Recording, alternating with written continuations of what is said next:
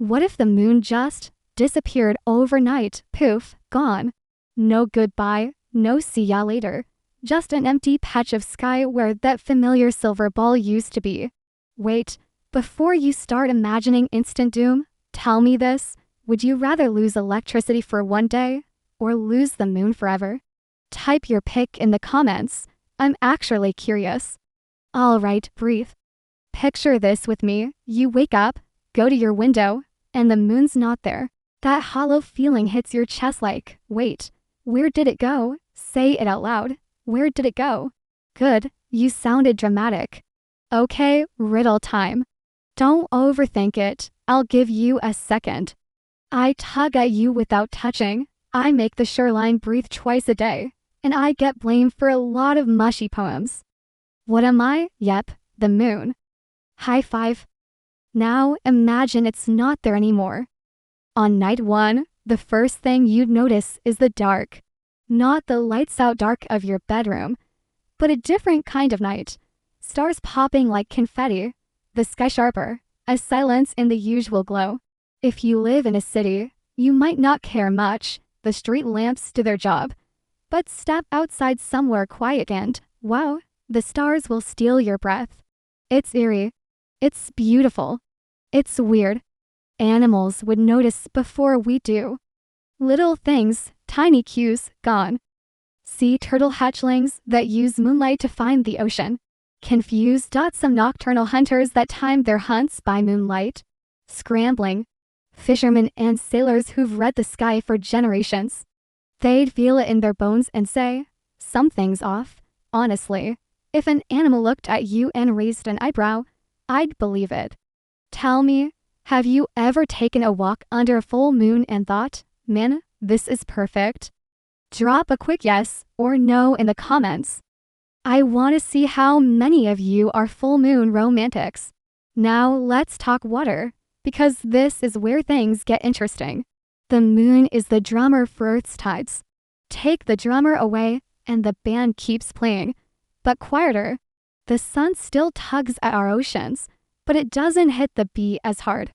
So, big point, tides wouldn't vanish, they'd shrink. Picture your favorite song with the bass turned down. Same tune, less thump. That matters. Mud flats and mangroves that depend on a strong tidal flush, they get stressed. Shellfish, crabs, the birds that time their meals with the tides, their schedules would get messed up. Some fishermen might see smaller catches. Beach tourists who love tidal pools. The show's half as exciting. Quick one-word poll. If the tides shrink a lot, who gets hit first? Fishermen, hotels, or tourists? Type one word. Go. Days, 2 weeks after the moon disappears, you'd still be texting your friends about the weird dark nights. But scientists would be elbow deep in data. Ocean currents would shuffle a bit. That sounds small, but it is like moving spoons in a giant pot. The temperature and nutrients that travel around the globe would reroute slowly. Plankton, those microscopic plants that power the ocean food web, like things stirred. Less stirring means less plankton in some places, and that trickles up the food chain to fish, whales, and us.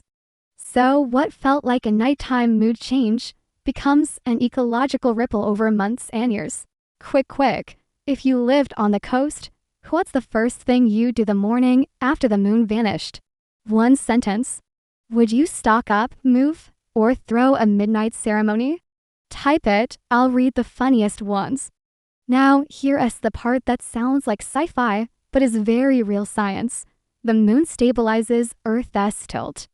Right now, our planet leans around 23.5 degrees and keeps to that lean because the moon helps steady it. Pull the moon away, and that stabilizing hand disappears. Over tens of thousands to millions of years, Earth's tilt could wobble much more. Imagine seasons that jump from mild to extreme unpredictably. Summers that burn hotter than you can handle and winters that bite harder than your granddad asked stories. Farming calendars would break. Some regions would have to move their crops or move towns. It's not an overnight apocalypse, but over long stretches of time, life would have to adapt or relocate. Also, this is kinda wild. The moon actually steals a tiny bit of Earth's spin through tides, slowing our rotation over eons. Without it, the long-term clock of day length would shift. We're not gonna wake up to 8-hour days next week, but over geological time, that change matters to evolution and climate. Remember that weird secret I promised you at the start. Time to spill it. The tides wouldn't disappear. The sun's still pulling, so the oceans would still breathe, just on a quieter schedule. In many places, tides might be roughly a third to a half of what they are now. So no, the sea doesn't freeze still, it just whispers instead of roars. Let that image sit with you for a second.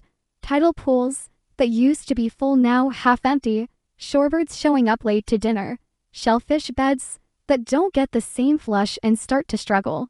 Kind of heartbreaking, really. Think about culture for a second. Our months came from the moon. Our old calendars, a bunch of songs, myths, festivals, romances, they're tied to lunar cycles, lose the moon, and our months slow down in feeling. Weddings, harvest rituals, even some religious festivals would slowly move to other rhythms or reinvent themselves. Poets would complain, romantics would be mad, and someone, somewhere, would probably start moonless Monday traditions. I'd watch that. Channel. Very important. How the moon disappears matters huge. If it just vanishes as if someone snatched it out of the sky, Earth avoids a shower of debris. But if the moon was destroyed by an explosion, pieces could rain down and be catastrophic. For this video, imagine a clean vanish, spooky, but not raining rocks on your car. A little bonus for the sky watchers, no moon means no lunar eclipses. Kinda sad if you love those slow, creepy red moons. And no more totally moonlit nights for camping trips. Pack a flashlight, folks. Okay, last riddle. But answer it like you're talking to a buddy. I'm big, I'm old, I study your seasons, I make beaches breathe, and tonight I might vanish. Who am I? You don't have to shout. Type it like we're texting. If you said the moon, congrats, you get cosmic street cred. One more thing before I fold this up, would humanity survive? Mostly, yes. Cities keep running, food still grows for now, and we're not doomed tomorrow. But our nights get darker, our tides quieter, ecosystems shift, and over many generations, seasons could wander. Some species would vanish, some would adapt, and human cultures would rewrite parts of their lives. That's a lot for a small rock to do, huh? Cliffhanger time. And I love this one. What if, instead of vanishing, the moon started falling toward us? Think tidal forces shredding coastlines, mega tsunamis, and debris. A scenario so wild it deserves its own entire episode. Want that next?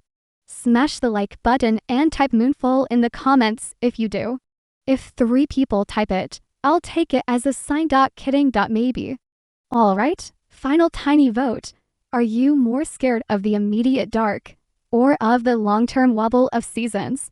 Type dark or wobble. I'll shout out the top answers in the next video.